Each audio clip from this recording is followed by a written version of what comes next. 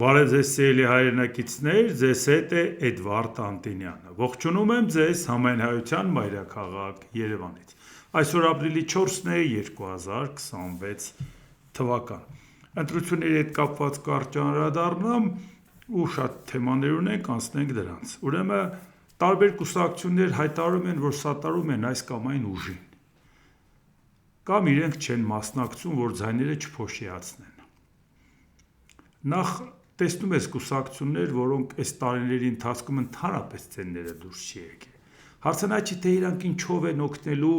որևէ ուժի, որին ասում են սատարում ենք։ Որտեղ եթե իրանք վստահության ռեսուրս ունենային, խոսակցությունը այլ կլիներ, այսինքն կամ կբանակցեին միասին դաշինքով մասնակցեն, կամ իրանք նախաձեռնություն հանդես կբերեին, այլ ոչ թե տարիներով լռեն, հետո կանգնեն, ասեն սատարում ենք այսինչին, որովհետև կուսակցական գործունեությունը դա սեզոնային աշխատանք չէ,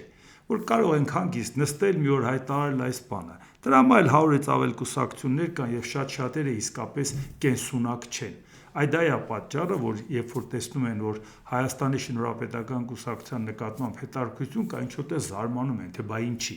Դե հենց նրա համար, որ սա է մեր քաղաքական դաշտը, այս քաղաքական չկայացած դաշտը։ Հիմա տեսեք, ամեն օր մեր հետ ինչ-որ բան կատարվում է, աշխարհում կատարվում է, մենք ամեն օր շփվում ենք իրար հետ եւ քննարկում ենք։ Ցանկացած հարց, որը ձեզ մտահոգում է, անդրադառնում եք։ Կապ չունի, որ կոնկրետ ասեմ, ես ինչը հարց տվեց, ես էլ պատասխանեցի։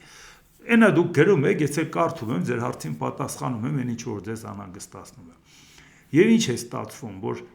այնպես չի, որ անպայման պետք է նախընտրական ծրագիր ներկայացնենք, որ դուք իմանաք իմ տեսակետները այս կամ այն հարցի վերաբերյալ։ Ամեն օր խոսում ենք, էլի։ Դիգիջա, ձեզ համար դժվար է պատկերացնել, ես ինչպիսին եմ պատկերացնում։ Ծրագիրը ընդհանրապես բերած համակարգված ձևով կետ առ կետ ըստ դասակարգման նշած է, թե նախընտրական ծրագիրը, որ շատ դեպքերում իսկի ոչ մեկը չի էլ կարդում։ Անհրաժեշտություն է դա, իհարկե անհրաժեշտություն է, բայց արդյոք դա կարդալով դուք պետք է մտածեք այդ մարդուն վստահում եք, թե չէ։ Ի վերջո այդ հրապարակային գործունեությամբ, չէ, հանրային կյանքի մեր բոլոր ոլորտներին վերաբերվող հարցերի հետ կապված պարզաբանումներ, կարծիքներ, ոնց ենք պատկերացնում, անցյալին գնահատական, ներկային գնահատական, ապագայի հետ կապված կանխատեսումներ, ծրագրային պատկերացումներ, դա չէ ստիպում, որ մարդը վստահություն ունենա, այլ ոչ թե մեկին 10 մի հատ սիրուն ծրագիր գրի։ Ոնց է կայացել իմ եւ Գուրգեն Սիմոնյանի համագործակցությունը։ Երկու հրապարակային մարդ ու իրար երբեք չեն էլ ճանաչել, երկուսը իրար գործունեություն հրապարակային տեսնելով մտածել են, որ իրար ճանապարհ ունեն գնալու։ Սա է։ Այս ձևով են պայման, այսինքն այդ վստահությունն առաջացել է հանրային գործունեությունից։ Այդ վստահությունն առաջացել է, որ Նոր Զելանդիայից մինչև Կանադա, որ մարդիկ անձամբ տեսած էլ չեն քեզ, բայց նրանք վստահում են քեզ։ Բայց դրանից է գալիս։ Եվ հենց սա է, որ մենք հիմա ուզում ենք, որ մարդիկ տեսնեն, որ այսպես քաղաքական գործունեությամբ, որ զբաղվեն, շատ դեպքերում ասում են, դե հնարավոր չէր, որ միավորվեն ինչ-որ խնդիրների շուրջ, համախմբվեն, ում հետ, տարիներով ծպտուն չհանածների հետ, որոնք ընդհանրապես մի հատ թղթի կտոր ակցել են իրանց տուն, դա կուսակցություն է։ Այսինքն անունի հետ ենք համախմբվում։ Սա ուղղակի նրա համար, որ պատկերացնեք, որ ոչ թե որևէ մեկը համախմբմանը դեմ է, այլ համախմբման առարկայական գործնական քայլեր են անհրաժեշտ, որպեսզի համախոհների հետ միասին կարողանաս ճանապարհ գնաս։ Ես չեմ պատկերացնում, որ 4 տարի ձայն չհանած համախոհը դա մեր համախոհն է։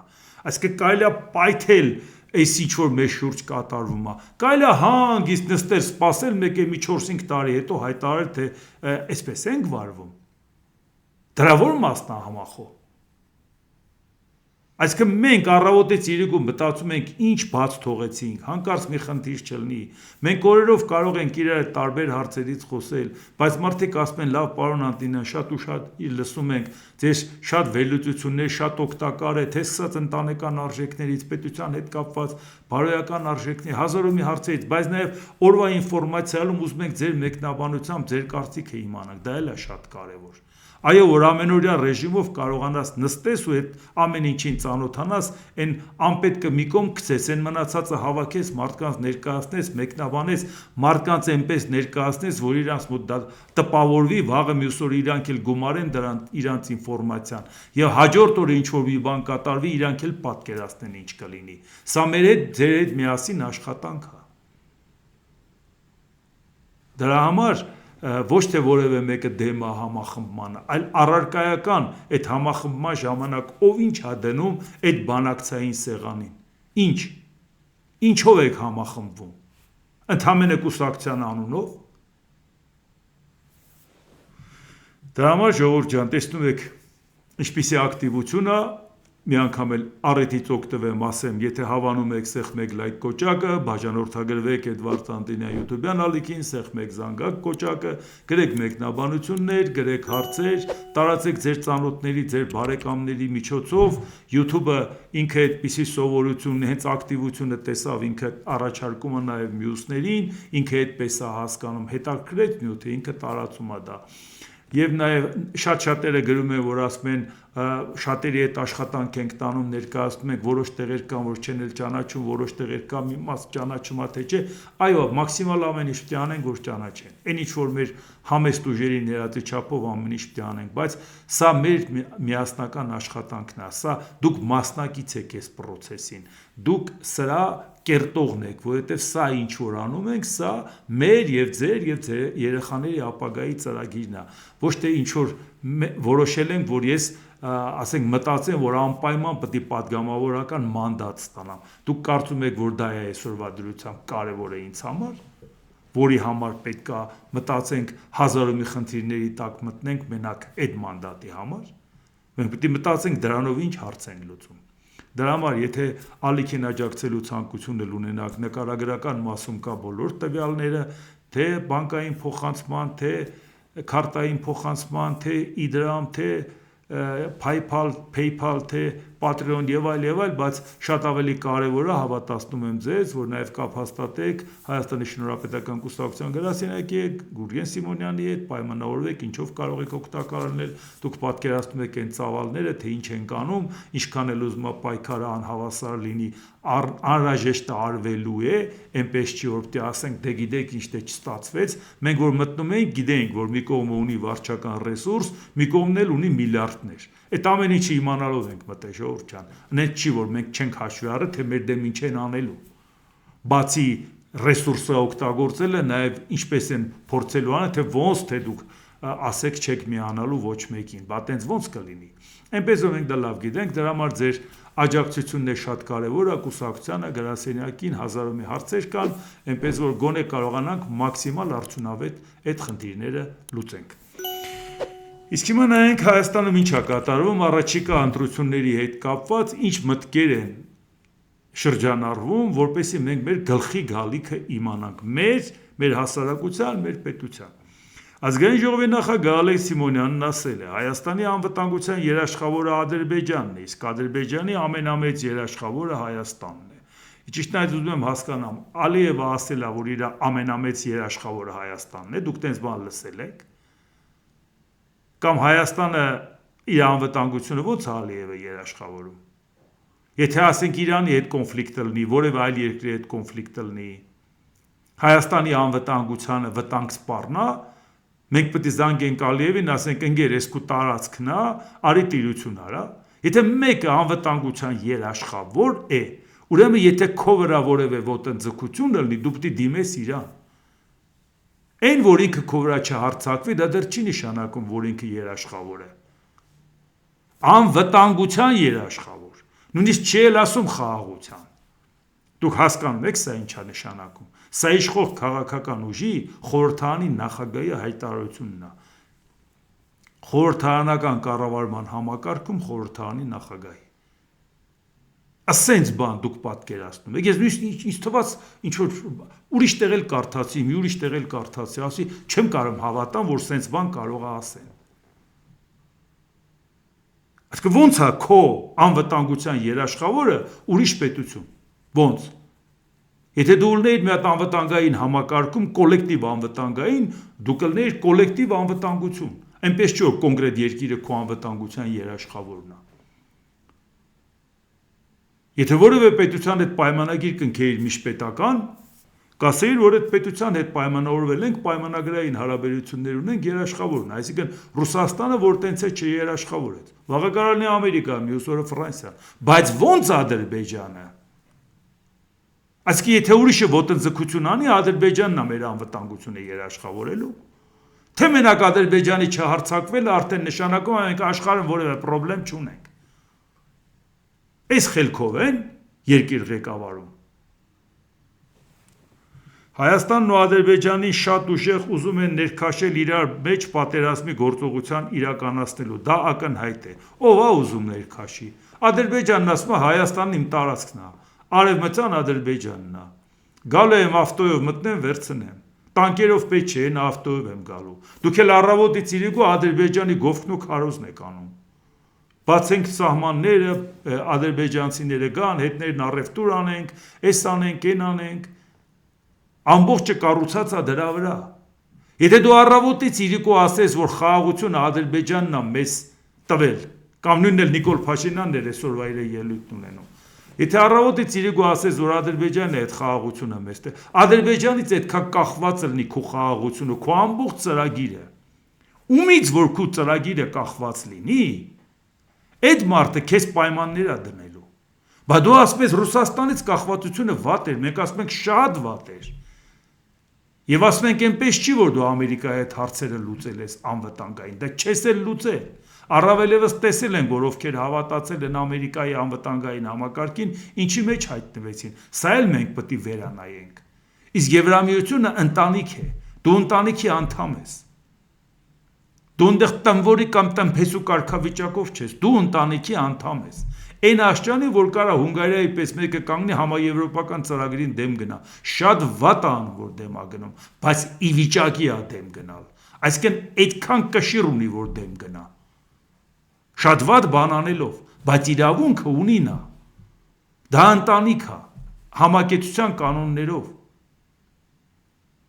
որը որ կարող է քո անվտանգությունը կոչվում է կոլեկտիվ անվտանգություն։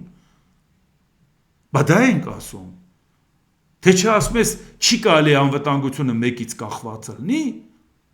առավել Ռուսաստանի առհասարակ չի կարելի, բայց կախված է Ադրբեջանից։ Այս աշճանի լծակ տալ Ադրբեջանին, նա քեզ պահանջ չի ներկայացնելու, նա ներկայացրել է պահանջ, ու սպասում է իր ասածը ստանա ընտրություններից հետո։ Եվ դուք էլ ընտրություններից առաջ ասում եք, այո, մեր անվտանգության երաշխավորը Ադրբեջանն է։ Աշխարհում ամենուրեք խորացող պատերազմներ են, Հայաստանի Հանրապետությունը եւ Ադրբեջանի Հանրապետությունը եկել են ու հասել մի հանգրվանի, որը պետք է ամրապնդենք։ Խոսում է երաշխավորի մասին, մեր ընդդիմադիր գործընկերները ԱԺ-ում ասում են, ով է ձեր երաշխավորը, Ադրբեջանը, այս խոսույթը իրենք նույնիսկ չեն հասկանում, նշել է Ալեն Սիմոնյանը։ Այսինքն իհարկե Ադրբեջանը մարդը հենց սկզբից կարդացի։ Դուք պատկերացնում եք, թե մեզ ինչա առաջարկվում, ժողովուրդ ջան։ Դուք ընտրեք, ասում մեզ մեր անվտանգությունն ու խաղաղությունը կերաշխավորի Ալիևը։ Դուք Ալիևին վստահում եք։ Փաստորեն Ալիևը պետք է նախընտրական քարոզչությամբ հանդես գա, ասի ժողովուրդ ջան, ընտրելով Փաշինյանին, ես ձեզ խաղաղություն ու անվտանգություն կերաշխավորեմ։ Բա դրա համար են ասում, որ մեզ ձեռնտու է Նիկոլ Փաշինյանն էլ, Էրդողանն էլ է ասում, Ալիևն էլ է ասում, դո Պուտինն էլ է ասում։ Չխաբվեք նրա վրա, որ ասում էր կուզենք ռուսամետներ, իհարկե կուզենք ռուսամետներ լինի։ Ասենց խորհրդարան Ռուսաստանի ինչի չուզի, որ իշխանությունը առավոտից իրիկու Վլադիմիր Վլադիմիրիչի գովքն է անում, ընդդիմություններ երկու ընդդիմություն անցել, երկուսն է ռուսամետ։ Բա ինչի չուզի Պուտինը, որ։ Ասենց միատար խորհրդարան սկի Պուտինը իր երկրում չունի։ Բա ինչի պետք է չուզենա։ Ինչի հասարակությանը կեսից ավելին իր երեխայի ապագան պատկերացնում է եվրոպական ընտանիքի անդամ, բայց խորհրդանում Նիկոլ Փաշինյանն է, որը մեզ Եվրոպա չի տանում, եւ երկու ռուսամետ ուժ։ Ուզում ենք 26 թվականին էլ տենց ընտրություն կատարենք։ Ու դա արտահայտելու է հասարակական տրամադրությունները, ինչա մեկը փող ունի, մեկը վարչական ռեսուրս։ Այսինքն դուք դրա հետ հաշտվում եք, մենք չենք հաշտվում։ Եվ մենք մեր քայլերն անում ենք, եւ անում ենք ձեր հույսով եւ ձեր շնորհիվ, որովհետեւ ձայն տվողը դուք եք։ Վստահողը դուք եք։ Մենք ուրիշ ռեսուրս չունենք, միլիարդներ չունենք, ոչ թե վարչական լծակներ ունենք։ Ամբողջ օրը որ ողողել են իրանց համացանցի իրանցով։ Ինչա ժողովրդին ակտիվացնում են, կարծում եք ժողովուրդը բոլորը հիացած է իրանցով։ Ուղղակի ասում է դե ուրիշին չենք տեսնում։ Իրանք նենց են փագե, որ ուրիշը չերևայել։ Եթե ուրիշին տեսնեն, հաստատ ընտրող են։ Չեն խաբվել ու հնարավոր է որ ամբողջ օրը իրանց են ցույց տալի։ Դրա համար պատկերացնում եք ինչքան անելիք կա առաջիկայում, դրա համար ամեն օր մենք պետք է այս թեմաներին անդրադառնանք նաև, բայց չենք կարող անտեսել աշխարհաքաղաքական տարածաշրջանային իրադարձությունները, որտեղ ինչ ընտրություն ես կատարում, եթե չիմանաս որ աշխարհում ես ապրում, ինչ վիճակում ես հայտնվել, ինչու ես հայտնվել եւ ինչ պետք է անես այդ վիճակից դուրս գալու համար։ Հայաստանում Ռուսաստանի Դաշնության դեսպան Սերգեյ Կապիրկինն ասել է. Թրամփի ուղի նախագծի վերաբերյալ կոնկրետություն դեռ չկա Իրանի շուրջ տեղի ունեցող իրադարձությունների ֆոնին։ Թրիփի իրականացման հեռանկարներն այժմ մի փոքր անհասկանալի են։ Հայկական կողմը նույնպես ասում էր, որ ամերիկյան վարչակազմը մի փոքր առաջնահերթություններ ունի։ Դե Նիկոլ Փաշինյանն ասեց, թե հիմա Ամերիկայի գլուխը խառնա, պարզը Թրիփի ժամանակը չի։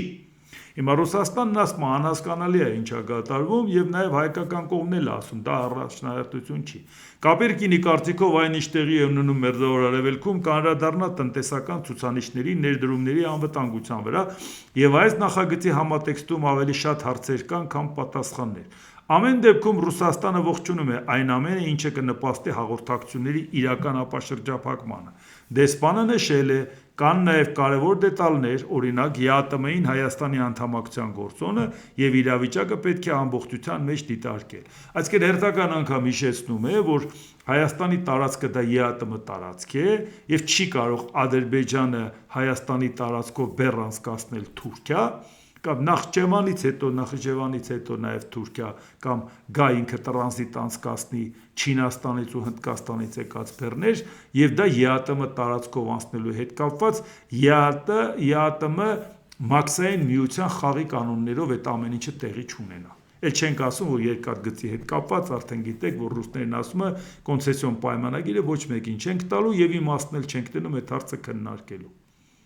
Եթե հանգած նման խնդիր եք դնում, մենք Իրանի տարածքով կգնանք եւ ընդհանրապես առնչություն չենք ունենա Հայաստանի հետ։ Եվ հիմա տեսնում ենք, նաեւ այդ են ասում։ Այո, Թրիփը դա մեր համար լավագույն տարբերակը հաստատ չէր, ու այնպես չի, որ դրա մասին նոր ենք խոսում։ Ասել ենք, որ սա Ադրբեջանի նախաձեռնությունն էր, որը պայմանավորվել էին որպես բիզնես պրոյեկտ Թրամփի հատուկ բանագնացի հետ, որից հետո Թրամփը արդեն նախաձեռնեց դա, դրանով մեզ անվտանգություն չերաշխավորեցին, այնպես որ պետք չի միամտաբար ասել, որ անվտանգություն են երաշխավորել, եթե Ամերիկան մտներ Հայաստան, պետքա Ռուսաստանը առնվազն դուրս գար։ Պետք չի ասել, դա տեսեք մի հատ սահմանապահ դուրս եկավ։ Այն ֆունկցիաները, այն լծակները, որ Ռուսաստանի ձեռքում ավելի է մեծանում։ Ինչի մասին է խոսքը։ Ֆիզիկապես սահմանապահով ենք որոշելու։ Եվ այս պարագայում, այո, Թրիփը այն չի, որ մենք կցանկանայինք, բայց եւ ստացվում է այնպես, որ նույնիսկ այդ, որը որ մեզ համար մեր սրտով չի, անգամ այդ չենք կարողանում անել, որովհետեւ Ամերիկան խառը վիճակի մեջ է Իրանի հետ։ Եվ Իրանը կարող է ասի, որ գիտես ինչ, դա չի լինելու։ Ռուսաստանն էլ է ասում չի լինելու կամ կլինի մեր խաղի կանոններով, Իրանն էլ բացատրում է, որ դա չի լինելու։ Ժողովրդյան քանի Ադրբեջանի Ամերիկայի թշնամական հարաբերությունները։ Այսինքն նույնիսկ այն, որ հաստատ մեր սրտով չէր, անգամ այդ չենք կարողանում անենք։ Որտեւ Իրանն ասեց Ամերիկան այս կողմերը չերևա, մերոնք ստիպված եղան, ասեցին, վայ, գիտեք, այստեղ ամերիկյան զորք չի մտնելու։ Բայց դրանից առաջ Նիկոլ Փաշինյանն ասում էր, մենք 99 տարով Թրիփի շնորհիվ անվտանգությունն ապահովեցինք։ Թրիփի շնորհիվ անվտանգությունը, որ ապահովել ես, ումից ես ապահովել։ Բա պարզվում է, որ Ադրբեջանն է անվտանգության երաշխավորը մեր։ Ինչ Թրիփ։ Դե մի դուք պատկերացնում եք, թե ինչ է այսօր կատարվում մեր երկրի շուրջ եւ ընդհանրապես աշխարհում նայենք ինչ ալնում։ ԱՄՆ-ը երրորդ երկրի միջոցով Իրանին առաջարկել է 48-ժամյա հրադադար հաստատել, Իրանը մերժել է, շարունակելով հարձակումները, գրավոր պատասխան տալու փոխարեն։ Թեհրանը կարծում է, որ առաջարկը պայմանավորված է Իրանի ռազմական ներուժի սխալ գնահատմամբ եւ տարածաշրջանում ԱՄՆ ուժերի առջեւ ծառացած կարևոր խնդիրներով, որոնք առաջացրել են լարվածության սրումից հետո առաջացել։ Իրանը հրաժարվել է գրավոր կամ դիվանագիտական պատասխանից, դրա փոխարեն պատասխանը մարտադաշտում գործողություններն էին, շարունակելով եւ ուժեղացնելով ամերիկյան թիրախների վրա հարվածները։ Թեհրանը հստակեցրել է, որ մտադիր չէ ժամանակավոր զիջումների գնալ Վաշինգտոնի պայմաններով, պահանջելով ագրեսիայի լիակատար դադարեցում։ Իհարկե, Իրանի արտգործնախարար Աբբաս Արաղչին հայտարարել է, որ այսինքն թյուրիմացություն չլինի, թյուրըմբռնում չլինի։ Իրանը չի հրաժարվել Իսլամաբադում բանակցություններից, սակայն Թեհրանին մտահոգում են պատերազմի դադարեցման պայմանները։ Մենք շատ շնորհակալ ենք Պակիստանին իր ջանքերի համար եւ չենք հրաժարվել մեկնել Իսլամաբադ։ Մեզ մտահոգում են մեզ պարտադրված անօրինական պատերազմի վերջնական դադարեցման պայմանները, գրել է արտգործնախարարը Իրանի։ Այնպես որ տեսնում եք, պատերազմը դեռ ծայրը չի երևում, Ամերիկայի Միացյալ Նահանգները ցամաքային գործողություններից վախենում է, հասկանում է դրա հետևանքները, Աբսուրդը հասել է նրան, որ Իսրայելը պաշտոնապես հայտարարեց Ամերիկային, որ հանկարծ մտքովը չանցնի մենք ցամաքային գործողություն կանենք Իրանի դեմ, այդ իր համար սեկտոր Գազա չի, այդ իր համար Լիբանան չի, էլի դա Իրանն է։ Իրանի հետ գիտի, որ ինքը ցամաքային գործողություններ անելու դեպքում ինչպիսի կորուստներ կունենա, ինչ ծանր կորուստներ կունենա։ Ինքը դրդում է Ամերիկային պատերազմ սկսի, սխալ հաշվարկի պատճառով մտնում են այսպիսի վիճակի մեջ, արդյունքում ստացվում է Ամերիկան ասում է, թե ցամաքային գործողություն չանենք, խայտառակ են կլնում, մեր ոչ մի նպատակը չի իրականացել, դրանից հետո Իսրայելն ասում է, թե ուզում ես ցամաքային գործողություն արա, ես դրան չեմ միանալու։ Դե Ամերիկան էլ մտածում է, իսկ ինքը մենակ ինչ անի, երբ որ իր դաշնակիցները չօգնեցին, ու ճիշտ արեցին, որ չօգնեցին, որտեղ դա էլ ուներ պատճառ, թե ինչու դաշնակիցները չօգնեցին, դրա մասին էլ կխոսենք։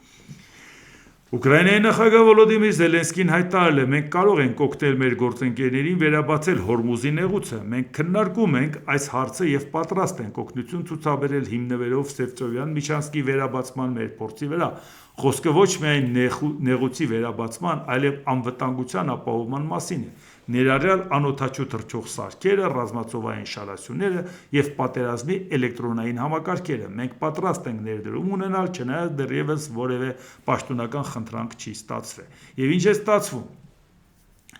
Ամերիկայի Միացյալ Նահանգների նախագահ Դոնալդ Թրամփը ասեց, Ուկրաինան ամենավերջի երկիրն է, որին կդիմեմ, ընդհակառակը հիմա ճշում է գործադրում, թե Դոնբասը ամբողջությամբ ազատի տուր Ռուսաստանին, շատ ծանր է տանում, որ ինքը դիմի Ուկրաինային, այն դեպքում, որ Ուկրաինան լրացուցիչ վտանգ է իր համար ստեղծում, որտեղ Իրանն ասել է, կօգնես այդ երկրներին, կօգնես Իսրայելին, կօգնես արաբական այն երկրների բազաներին, որտեղից Իրանին հարվածում են, թիրախը կդառնա Ուկրաինան։ Ուկրաինայի պակասը նա չի, որ հիմա հարված ուտի նաև Իրանից։ Բայց նույնիսկ այդ պարագայում ինքը պատրաստ է իր փորձառությամբ աջակցել Ամերիկայի Միացյալ Նահանգներին կոնկրետ, բայց ինչու նրան չեն դիմում։ Գիտեն չէ, որ կարող է օգնել։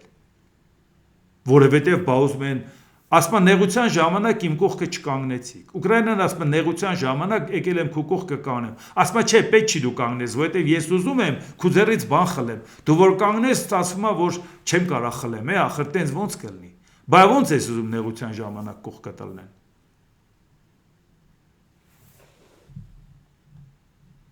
Իսկ Ռուսաստանի անվտանգության խորհրդի փոխնախագահ Դմիտրի Մեդվեդևը արդեն վաղօրոք, ոչ թե այս հայտարարությունից առաջ իհարկե, այն մյուս առիթով, որ արդեն ուկրաինացիները գնացել էին պայմանագրեր էին կնքում, ինչ ասում։ Ռուսաստանը Պարսից ծոցի երկրներում ամերիկյան բազաները չեն կարողացել պաշտպանել իրենց դաշնակիցներին։ Անվտանգության խորհրդի փոխնախագահը սյուրռեալիստական է անվանել Վոլոդիմիր Զելենսկու Պարսից ծոցի երկրին անօդաչուներից պաշտպանելու վերաբերյալ առաջարկները, թե ինչ է ստենց համար է, այդ մարդիկ չեն ապացուցել, որ մարտի դաշտում իրանք ունակ են դա անել։ Ամերիկյան բազաներն իրենց դաշնակիցներին չկարողացան պաշտպանել, իսկ անհետացող պետությունն իբր պատրաստ է ու մենք կարողանում ենք, հայտարարել է Մեդվեդևը։ Անհետացող պետությունը նա է, որ ընկել եք Տրամպի ոտերին, ասում եք բաները օգտի Դոնբասը վերցնենք ու գոնե պատերազմը կանգնացնենք, խայտարակ չլինենք, կարելի է կարծել 5-րդ տարին որ կռվում եք, խայտարակ չեք եղել։ Այդ ամբողջը մենակ վերաբերվում է Դոնբասի մի քանի կիլոմետրին։ Իսկ հիմա նաև տեսնենք Հռոմի Պապը, որը Ամերիկայից է ընտրվել, հիշում եք, Լևոն 14-րդ Պապը խստորեն դատապարտել է կրոնական հռետորաբանության կիրառումը պատերազմներն ու բռնությունն արդարացնելու համար։ Պոնտիֆիկը հայտարարել է, որ Աստված չի լսում նրանց աղոթքները, ովքեր պատերազմներ են վարում եւ ում ձեռքերն արյան մեջ են։ Հռոմի Պապն ընդգծել է, որ Հիսուս Քրիստոսը խաղաղության թագավորն է եւ ոչ կոչ է արել համաշխարհային առաջնորդներին ուղի ներփնտրել հակամարտությունների դադարեցման եւ խաղաղության հաստատման համար, այլ ոչ թե կրոնն օգտագործել ռազմական գործողություններում զորահավաք իրականացնելու նպատակով։ Լեո 14-րդ Պապը բառացի չի հիշատակել կոնկրետ քաղաքական գործիչների, սակայն նրա խոսքերը հնչել են ամերիկյան որոշ պաշտոնյաների կրոնական երանգավորում ունեցող հայտարարությունների քննադատության ֆոնին։ Խոսքը վերաբերում է ԱՄՆ պաշտպանության նախարար, դե հիմա պատերազմի նախարար Փիթ Հեքսեթի մասին, ով քրիստոնեական կերպարներ ու աղոթքներ է օգտագործել ռազմական գործողությունների համար։ Հեքսեթը պնդել էր, որ թե ԱՄՆ-ի վարած պատերազմն իրականացվում է հանուն Հիսուս Քրիստոսի։ Այսինքն, էս էլա չէ, այս բանի դասագրքերով են շարժում, Կիրիլի դասագրքերով, էլի Պուտինի, որ այնտեղ աղոթում է բանը Կիրիլը, որ ասում է գնաք պատերազմ, դրախտ կգնեք, որ գնաք մարդ սպանեք, դրախտ կգնեք, շատ հավատացյալ են այս տնաշենները, այս ինչ հավատացյալ են, հանուն Քրիստոսի գնում են սպանեն։ Ինչ եք խայտարականում Քրիստոսին, հանգիստ թողեք ձեր գործերն արեք, էլի։ Հավատի հետ դա ինչ առնչություն ունի։ Եվ անգամ քննադատության են արժանանում Ամերիկայի կողմից ընտրված Հռոմի Պապի կողմից։ Նման հռետորաբանությունը մտահոգություն է առաջացրել Վատիկանում եւ կաթոլիկ առաջնորդների շրջանում, քանի որ այն հակասում է եկեղեցու գլխավոր ուսմունքին, ըստ որի քրիստոնեությունը չպետք է ծառայի որպես բռնության կամ գերիշխանության արդարացում։ Սա այն գնահատականն է, որը որ փաստորեն այն ինչ որ անում եք, որևէ ձևով չեք կարողանում արդարացնել, հիմա էլ սուրբ գործին եք վերագրում։ Հիմա լավ ի վերջո կարողացեք ավարտին հասցնեք, լավ մի հատ տեսնենք վերջը ինչ ստացվեց։ Դրանից հետո աշխարհը ինչ տեսք ունեցավ։ Էդ էլ չի երևում։ Իրանի խորհրդարանի խոսնակ Մոհամմադ Բաղեր Ղալիբաֆը հայտարարել է. տարածաշրջանում անվտանգության բացակայության հիմնական գործոնները պետք է վերացվեն, անվտանգությունը պետք է կառուցվի առանց ԱՄՆ-ի և Իսրայելի։ Տարածաշրջանի երկրները կարող են երաշխավորել իրենց շահերը անվտանգության ոլորտում երկկողմ և բազմակողմ համաձայնագրերի միջոցով, առանց օտարերկրյա միջամտությամբ, ասել է Ղալիբաֆը։ Եվ սա պատահական չէ, որ Իրանից արդեն առիթն օգտագործել են, արաբական երկրներին ինֆորմացիա են ուղարկում, թե ձեզ շատ է պետք գնալ ստորանալ Դոնալդ Տրամփի առաջ։ Ինչի համար եք ստորանում, ձեր անվտանգությունը ով է վտանգում։ Եթե ձեր անվտանգությունը Իրանն է վտանգում, եկեք իրար այդ պայմանավորվենք, մենք մեր անվտանգությունն ապահովենք, ինչ գործ ունի Ամերիկան ստեղ, որ ձեր նկատմամբ տենց արհամարական խոսի, ձեր հանդեպ տենց վիրավորական խոսի, դուք հասկանում եք ինչ տանջանքով Ամերիկայի Միացյալ Նահանգները փորձել է արաբական երկրների հետ հարաբերություն հաստատի, եւ մի օրվա անհավասարակշիռ խոսակցության պատճառով այդ ամբողջը կարող է ջուրը լցնել։ Եվ նաև ցույց տալ, որ ինքը բացարձակապես նրանց անվտանգությունը չի երաշխավորել, ընդհակառակը նրանց դարձել է թիրախ։ Ումից է պաշտպանում, մի հատ Իրանից, իսկ ինչ է Իրանի հետ չէին կարող լեզու գտնեին։ Ինչն էր խանգարում, որ Իրանի հետ լեզու գտնեին։ Առավել ևս հիմա։ Եվ պատահական չի, որ արդեն հնչում են կարծիքներ, որ այդ բազաները հանեք, մենք հանգիստ մեր հարևանների հետ կապրենք։ Իսկ Ղալիբաֆի ասածը հենց սա է։ Եվ պատահական չի, որ հարց են տալիս, թե ԱՄՆ պաշտոնյաներին, բա լավ, ինչի չխորհրդակցեցիք ձեր եվրոպացի գործընկերների հետ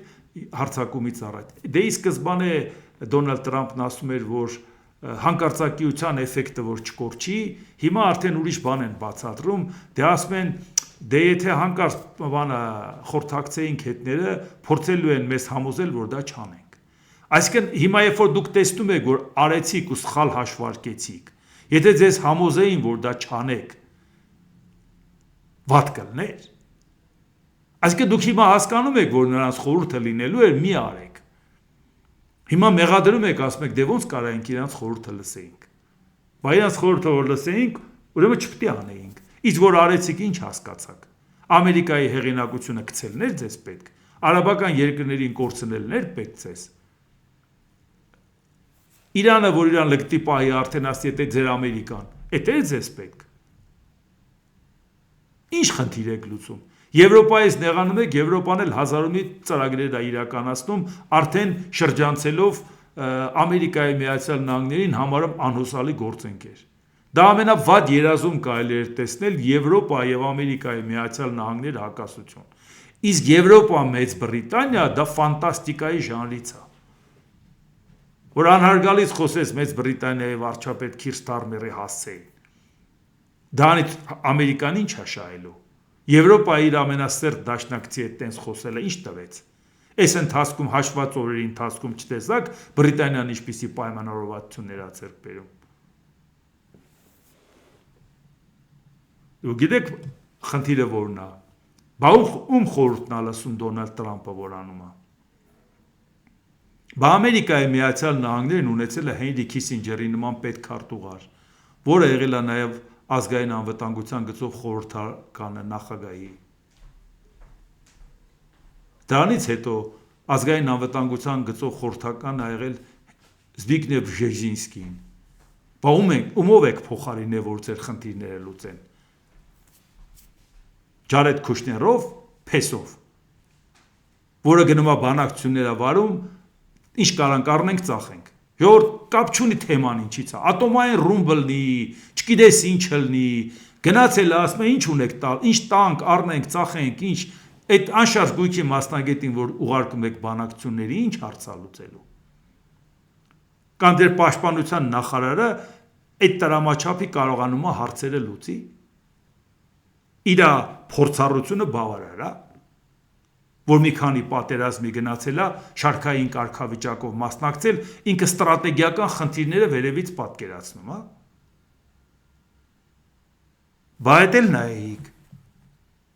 Բայց էլ նայեք Ամերիկայի քաղաքականությունը։ Հենրի Քիսինջերի ժամանակ ինքը եղել է Նիքսոնի ժամանակ եւ հետո էլ եղել է Ջերալդ Ֆորդի ժամանակ։ Նիքսոնը հրաժարական տվեց։ Այսինքն նախագահան որպես այդպիսի իրենց առանձնապես հեղինակություն չէր ներկայացնում։ Իսկ Ջերալդ Ֆորդն էլ փոխարինում էր որպես փոխնախագահ, դառավ նախագահ, իսկ չկարողացավ էլ հաջորդ փուլում ինքը հաղթել։ Ու այդ ամբողջ բեռը մնացել էր Քիսինջերի վրա։ Բայց 73 թվականի Յոմ Կիպուրի պատերազմը, որ եղավ ահեղ դատաստանի, հոկտեմբերի 6-ին, որ հանկարծակի հարձակվեց Եգիպտոսը եւ Սիրիան Իսրայելի վրա։ Շատ ծանր կորուստներից հետո Իսրայելը հակահարձակման անցավ Ամերիկայի աջակցությամբ։ Բայց այդ ժամանակ հոկտեմբերի 17-ին եղավ նաև էմբարգոն էներգետիկ, որ ասինով որ Իսրայելին կօգնի նրան նավթ չենք տա։ Լավ 23-ին այդ պատերազմն ավարտվեց,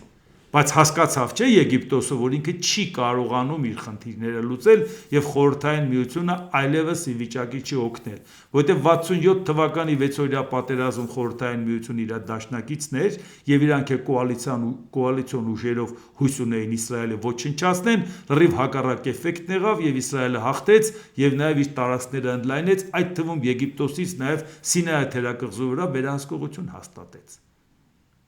Բա Հենրի Քիսինջերի մաքոքային քաղաքականությունը գոնե մի անգամ Դոնալդ Տրամպը իր պահեստապետ Փեսուն ասել է, որ մի հատ ուսումնասիրի, որ ոնց էր մի կողմից մի կողմ գնում, մի կողմից մի կողմ գնար հասներ նրան, որի վերջո մի առաջի արաբական երկրին համոզեր, որ այդ արաբական երկրին Իսրայելի հետ բարեկամ դարձներ։ Կարող է մի հատ նայեք, թե ոնց են դրան հասել։ Եվ այդ ամեն ինչը եղել է Քիսինջերի ջանքերի շնորհիվ։ Այո, եթե դրանից հետո հանրապետականներից հետո եկել են դեմոկրատները, 39-րդ նախագահ Ջիմի Քարտերը, որի ժամանակ էլ անվտանգության գծով խորհրդական էր Զբիգնև Բժեզինսկին։ Բայց չմոռանանք, որ այդ ժամանակ արդեն նախապատրաստական հսկայական աշխատանք էր տարել Ամերիկան, ոչ թե հանրապետականները կամ դեմոկրատները։ Հանրապետականները այդ ամեն ինչը արած հանձնեցին դեմոկրատներին, որովհետև աշխատանք էր տարված։ Ու լուրջ ջանքերով այդքան էլ հեղինակավոր նախագահ չէր նաև Ջիմի Քարտերը։ Այդ բեռը նաև ընկած էր Բժեզինսկու վրա։ Իսկ պետքարտուղար Սայրս Վենսն էլ նենց առանձնապես չէր փայլում, լուրջ էլ հակասություններ ուներ Բժեզինսկու հետ։ Բա հասան չէ դրան, որ Եգիպտոսը ստորագրեց Իսրայելի հետ խաղաղության համաձայնագրերը Քեմփ Դեվիդում 1978 թվականին։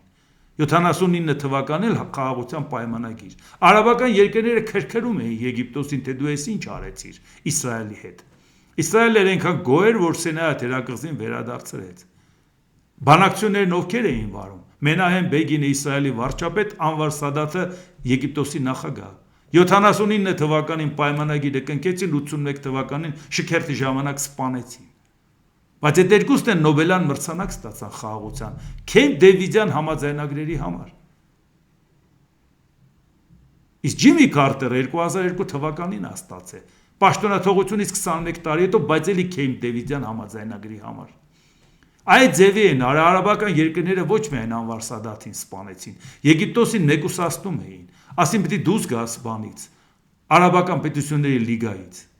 Այն դեպքում, որ արաբական պետությունների լիգան 45 թվականի մարտի 22-ին ստեղծվել է հենց Եգիպտոսում, կենտրոնակայանը Կահիրեն էր։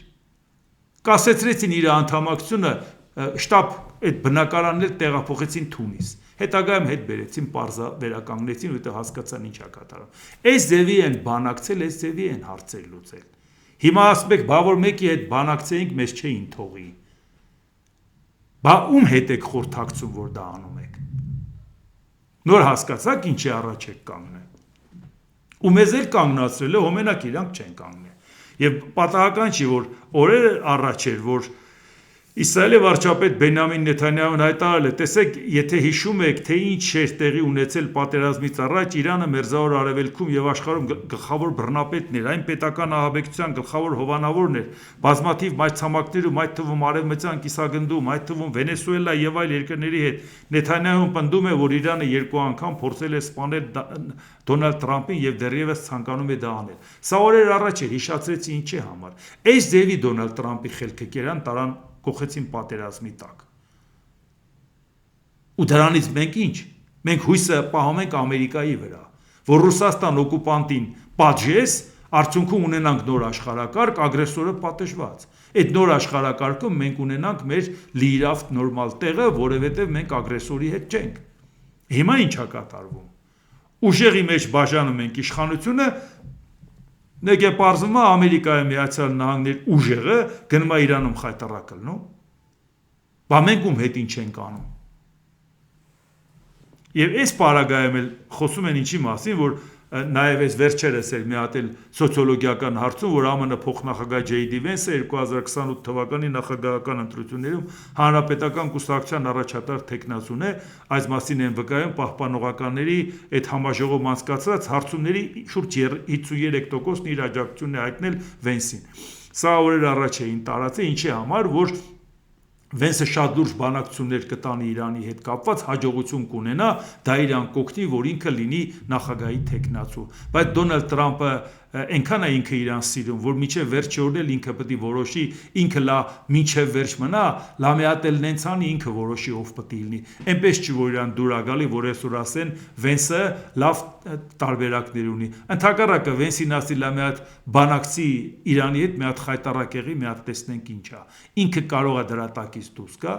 Դոնալդ Թրամփը եթե այս բանակցություններով խայտարակ եղավ, չկարողացավ Իրանի հետ հարցերը լուծի, ցանկացած ձևի պատերազմը կանգնեց, որ Ամերիկայի Միացյալ Նահանգները իրան պարտված զգաց, իր ազդեցությունը պակասեց, իր կշիռը պակասեց, բարեկամներ կորցրեց, այդ ժամանակ Դոնալդ Թրամփի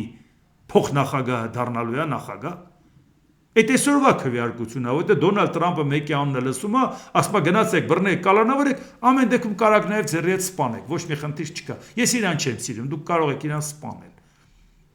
Դրա համար որևէ մեկը չի ուզում գլուխը բարձրացնի։ Բայց չգիտեք, որ առաջիկայում այս անհաջողությունից հետո նոյեմբերի 3-ի ընտրությունների արդյունքում էլ արդեն իրավիճակը փոխվելու է։ Ամերիկայի Միացյալ Նահանգներն փոխնախագահը մեծ լիազորություններ չունի։ Այո, նրան ներկայացում են նախագահային հավասար պահանջներ, որտեղ ցանկացած պահ ինքը կարող է դառնալ նախագահ։ Եթե նախագահը մահանա կամ նախագահը պաշտոնանկարվի։ Կամ էլ մարդը հրաժարական տա։ Դրա համար նրան ներկայացում է նախագահային հավասարեցված պահանջներ, բայց նրա ֆունկցիոնալ առումով նա չունի այդ կշիռը երկրի ներսում, որ նրան ժողովուրդը գնա ընտրի։ Շատ դեպքերում կարող է նրան չճանաչեն, նրան ավելի շատ դրսում են իմանում, քան ներսում։ Դա մի դեպքում կարող է ժողովուրդը նրան ընտրի փոխնախագահային նախագահ, եթե այնքան գոհ մնա նախագահի վարած քաղաքականությունից, որ ասի դա լավ է, կգա կշարունակի։ Այդպիսի փորձ եղել է։ Այդպիսի փորձ եղել է, որ անմիջապես նախագահից հետո նախագահը դարձել Ռոնալդ Ռեյգանից հետո Ջորջ Բուշ ավագը։ Հաջորդ մի ժամկետ ինքը դարձել է, որտեղ շարունակել է Ռոնալդ Ռեյգանի վարած քաղաքականությունը, որը որ մարդիկ շատ գոհ էին նրա վարած քաղաքականություն։ 2 ժամկետ լրացել էր այդ մարդը գնաց։ Էլ որին գիտեք, որ անմիջապես փոխնախագահից նախագահը դառը։ Ես չեմ ուզում ասեմ հիմնադիր հայրերի ժամանակ, դրանք լրիվ ուրիշ ժամանակներին, այո, նման բան եղել է։ Այսօր այս ժամանակակից երբ եք տենց բան տեսել։ Մի ժամկետի միջումով եղել է Ջո Բայդենը, որ հետագայում փոխնախագահը դարձել է նախագահ։ 2 ժամկետ ընդմիջումով եղել է Ռիչարդ Նիքսոնը, որ փոխնախագահից դարձել է նախագահ։ Բայց անմիջապես մի հոգի է եղել։ Ռեյգանից հետո, բայց Տրամփ դու Ռեյգանը չես։ Դու Ռեյգանի հակապատկեր ես։ Չի կարա քո փոխնախագահը նախագահ դառնա։ Ես սրա վրա էլ մարդիկ ինչ-որ բաներ են կառուցում եւ արդյունքում ստացվելու է այնպես, որ հիմա էլ ուզում են ասեն, դե տեսեք, այս ծրագիրը շարունակվելու է։ Այս ծրագիրը նախ բախվելու է կոնգրեսի ընտրությունների, սենատի 1/3 ռոտացիա եւ ստորին պալատի ընտրություններ ամբողջական։ Լա դա պետք է տեսնեք ինչ եք անում։ Ինչ եք մարդկանց ներկայացնելու։ Եթե տնտեսական քաղաքականության մեջ հաջողություն չկա, գոնե արտաքին քաղաքականությունը այնպիսի շոշափելի քայլպտիլներ, որ մարդիկ ասեն, հալալա մեր նախագահին գնանք իր խաթեր ընտրենք իր թիմակիցներ։ Լասկի մենք չգիտենք, հանրապետականներն ուզում են գնան ընտրության եւ Տրամփի դասագրքերով գնան ասեն, դե մենք Տրամփի քաղաքականությունն ենք տանում։ Ձայն կստանան, թե չէ, դա շատ լուրջ ռիսկ է։ Գնացող նախագահի այս քաղաքականության, հակասական քաղաքականության բեռը վերցնեն իրանց վրա։ Իսկ այս ամեն ինչը ամբողջ աշխարհի վրա է հասնում։ Այս ամեն ինչը մեր վրա է հասնում։ Բայց քանի որ մեր երկու զբաղված են Պուտինի շահերը սպասարկելով, համարում են դե լավ, այդ մեր խնդիրը չի։ Կռիվը ներսում, հա ժողովուրդ ջան։ Իրոք այդպես է կարծում, որ այսօրվա աշխարհում, այս փոխկապակցված աշխարհում կռիվը ներսում է։ Դե ինչ Դիտեք եւ դատեք ինքներդ։ Շնորհակալություն։